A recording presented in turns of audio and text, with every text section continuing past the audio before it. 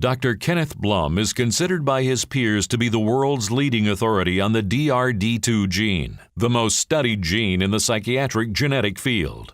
The DRD2 is also known as the reward gene. It controls our impulsive, compulsive, and addictive behaviors. Dr. Blum has dedicated his life to understanding the scope and the impact of the reward gene, while developing a safe and natural nutraceutical to help those stricken with reward deficiency syndrome. Due in part to Dr. Blum's seminal discoveries, it is now well established that in both food and drug-addicted individuals, there is dopamine resistance due to an association with the DRD2 gene A1 allele.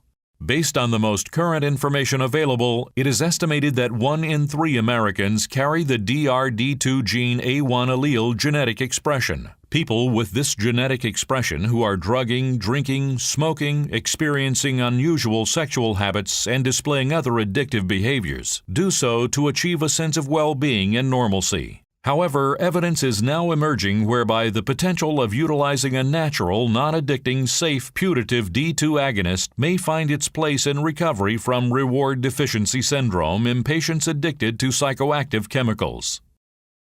Reward deficiency syndrome, or RDS, is a condition characterized by the lack of reward or pleasure a person derives from everyday experiences.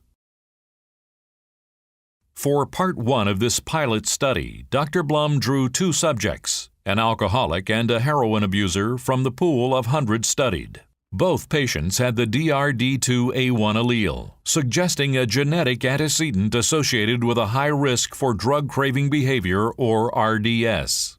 Dr. Blum reports that QEEGs of the subjects, who had existing abnormalities of widespread theta and alpha activity during protracted abstinence, were significantly normalized by the administration of 1 intravenous dose of a patented neuroaptogen amino acid therapy complex variant KB220. The neuroadaptogen amino acid therapy, or NAT, increased alpha band with a concomitant increase in low beta activity in the brain of an alcoholic undergoing protracted abstinence. The orbital frontal and cingulate gyrus is the loci of the effect.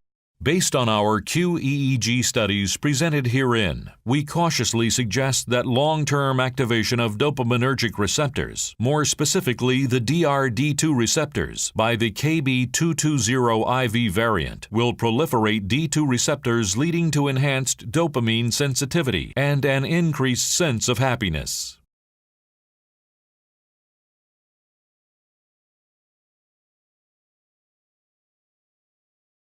For the second part of this study, Dr. Blum enlisted the help of his close friend and colleague, alternative medicine pioneer John Giordano, founder and president of G&G Holistic Addiction Treatment Center in North Miami Beach, Florida. Together, they conducted a triple-blinded 2x2 crossover placebo-controlled study over several weeks on 14 volunteers. These subjects were diagnosed as having severe psychostimulant dependence and have been in recovery for 2 years or more. The patients did not have any psychoactive drug and/or amino acid therapy for 6 months or more prior to testing.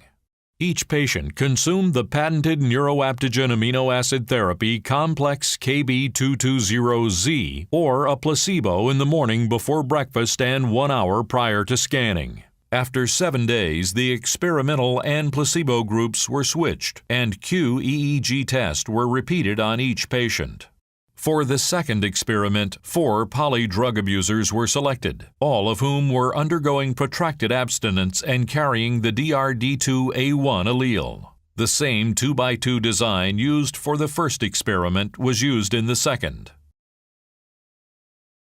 The QEEG results shows the graphical representations of group mean differences before and after intervention, whereby Group 1 was administered neuroadaptogen amino acid therapy and Group 2 was administered placebo. A comparison of the FFT absolute power measured in microvolts of alpha between 8 and 12 Hz demonstrated higher activity in the neuroadaptogen amino acid therapy group compared with the placebo group.